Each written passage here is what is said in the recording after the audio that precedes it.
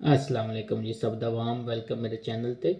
एक बाई का सवाल सी कि जदों स्पेन दे विच जेह्ड़े लोग वसदे ने डॉक्यूमेंट्स वाले ने उन्हां दा कोई बच्चा बड़ा ही शदीद बीमार हो जाता है, उन्होंने कोई वड्डी बीमारी लग जाती है, हॉस्पिटलाइज हो जाता है, या किसी लीवर ट्रांसप्लांट होता है, या किसी को कैंसर हो जाता है, या किसी बच्चे को अपाइज हो जाते हैं, या कोई वड्डी बीमारी हो जाती है, या जेह्ड़े बच्चे बीमारी नाल पैदा होंदे ने ते ओह् केह्ड़ी अयुता ला सकते हैं, केह्ड़ा बेनीफिट लै सकते हैं। क्योंकि अमूमन साढ़े ज़्यादातर मसला ही यह बनता है कि ला इलमी की वजह तो असी कुछ कर नहीं सकते है, अगे पिछे असी पे भजने हाँ। ये कोई शक नहीं है कि जदों भी किसी का बच्चा बीमार होंदा है, हॉस्पिटलाइज होंदा है, तो वालदैन माँ प्यो की जिंदगी 180 डिग्री के ज़ाविये ते तब्दील हो जाती है।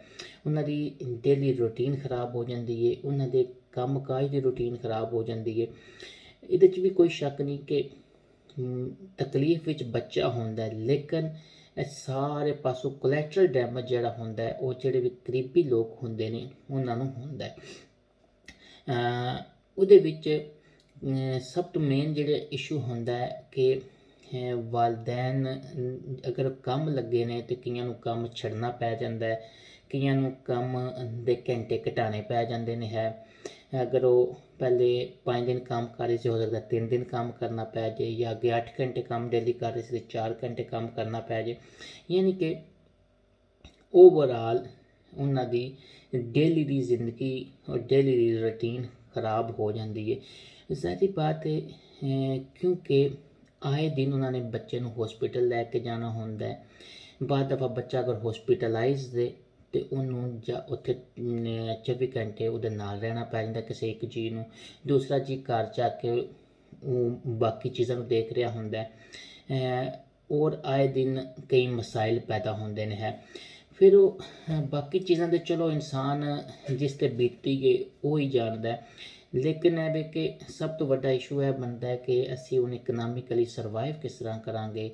हूँ तो कई किस्म दियां अयूदास होंदियां ने, लेकिन जिहड़ा बीमारी के हिसाब से होंदा है इहदे ते एक मेन जिहड़ी अयूदा वे उन्होंने CUME कुमे कहा जाता है। ये कुमे स्पैशली इस तरह के केसेस वास्ते अयूदा बनाई है। ये सेगुरिता सोशल की अयूदा है। ये पहले 18 साल की उम्र या उस तो थले बच्चों वास्ते होंदी सी अयूदा, लेकिन 2022 दे विच इसका कानून तब्दील करके 23 साल की उम्र तक कर दी गई। यानी कि 23 साल या उस तो छोटे जोड़े बच्चे ने उन्होंने वालदैन इस अयूदा अपलाई कर सकते हैं। ना सिर्फ है कि अगर उन्होंने बच्चों कोई बीमारी है तो वही सिर्फ अपलाई कर सकते हैं, बल्कि कोई बच्चे अगर किसी के प्रीमेच्योर बच्चा पैदा होता है, प्रीमेच्योर बच्चे का क्या मतलब है कि उसकी माँ डिलीवरी के प्रोसैस से प्रैगनेंट है, लेकिन है कि बच्चा 32 वीक तो पहले पैदा हो गया। हुण जिहड़े थोड़ा इस सिस्टम को जानते हैं और समझते हैं, उन्हें पता है कि जो बच्चा प्रीमेच्योर पैदा होगा तो फिर उसकी स्पैशल निगहदाश्त होगी, उन्होंने स्पैशल हॉस्पिटलाइज करना पवेगा, तो वह भी अयूदा अपलाई कर सकते हैं। इस तो अलावा अगर किसी दा बंदे का बच्चा वैसे किसी नॉर्मल बीमारी भी लॉन्ग टर्म हॉस्पिटलाइज हो गया तो वह भी अयूदा अपलाई कर सकते हैं। ये अयूदा सगुरता सोशल च अपलाई करनी होंदी है। ठीक है जी। हुण कदों इस तो पहले देखने कि बेसिक मकसद की है। इस अयूदा का बेसिक मकसद यह होंदा है कि जिहड़ा भी तुहानूं फाइनैंशियली इकनॉमिकली लॉस हो रहा है वो गौरमेंट उसनूं कवर करने की कोशिश करती है। ठीक हो गया जी। फिर जाहिर बात है जो गौरमेंट कवर करने की कोशिश करेगी तो फिर उन्होंने बंदियां दा ही अयूदा च कवर करेगी जिहड़े काम लगे ने या काम कर रहे हैं ना, जिहड़े घर बैठे ने वो अयूदा च नहीं आउणगे। यानी कि आलता चलदा होना चाहिए। ठीक है जी।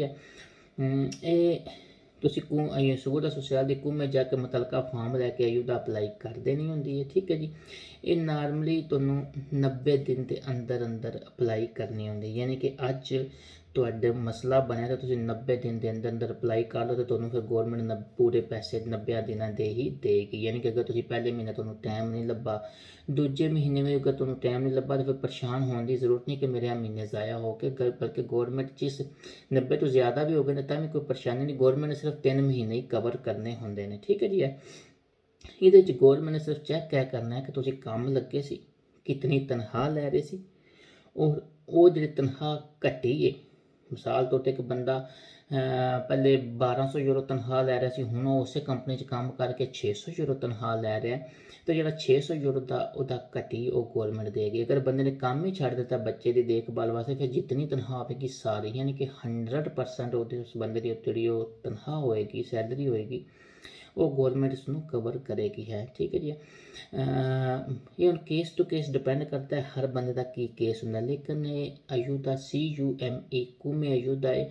Seguridade Social ਤੁਸੀਂ ਜਾ ਕੇ ਨੈਟ ਤੋਂ ਵੀ ਸਰਚ ਕਰ ਸਕਦੇ ਹੋ, Seguridade Social ਤੋਂ ਇਨਫੋਰਮੇਸ਼ਨ ਲੈ ਸਕਦੇ ਹੋ।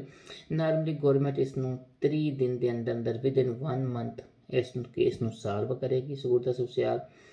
ਔਰ ਬਿਹਤਰੀਨ ਤਰੀਕਾ ਇਹ ਹੁੰਦਾ ਹੈ ਕਿ ਹਰ ਬੰਦਾ, ਮੈਂ ਜਿਤਨੇ ਵੀ ਸਪੇਨ 'ਚ ਵਸਣ ਵਾਲੇ ਸਾਡੇ ਦੇਸੀ ਲੋਕ ਨੇ, ਮੈਂ ਸਭ ਨੂੰ ਇਹ ਹਮੇਸ਼ਾ ਕਹਿਣਾ ਕਿ ਤੁਸੀਂ ਆਪਣਾ ਕਲਾਵੇ ਪਰਮਾਨੈਂਟ ਬਣਾਓ, ਜ਼ਰੂਰ ਬਣਾਓ, ਕਲਾਵੇ ਪਿੰਨ ਬਣਾਓ, ਤਾਂ ਕਿ ਅੱਜ ਕੱਲ੍ਹ ਹਰ ਕੰਮ ਔਨਲਾਈਨ ਹੁੰਦਾ ਹੈ। ਸਰਟੀਫਿਕੇਟ ਡਿਜੀਟਲ ਬਣਾ ਲਓ, ਤਾਂ ਕਿ ਅੱਜ ਕੱਲ੍ਹ ਹਰ ਕੰਮ ਔਨਲਾਈਨ ਹੁੰਦਾ ਹੈ, ਤੁਸੀਂ ਉਹ ਜ਼ਰੂਰ ਉਸ ਨੂੰ ਅਪਲਾਈ ਕਰੋ ਹੈ। ਠੀਕ ਹੈ ਜੀ ਹੈ, ਤਾਂ ਕਿ ਦਫ਼ਤਰਾਂ ਜਾ ਕੇ ਧੱਕੇ ਖਾਣ ਤੋਂ ਬੰਦਾ ਬਚੇ। ਬਾਕੀ ਜਿੱਥੇ ਵੀ ਹੈ ਉਹ ਜਿੰਦੇ ਵਸਤੇ ਰਹੋ, ਆਬਾਦ ਰਹੋ, ਖੁਦਾ ਸਭ ਦਾ ਹਾਮੀ ਨਾਸਰ ਹੋਵੇ। ਟੇਕ ਕੇਅਰ, ਜਜ਼ਾਕੱਲਾ, ਅੱਲਾ।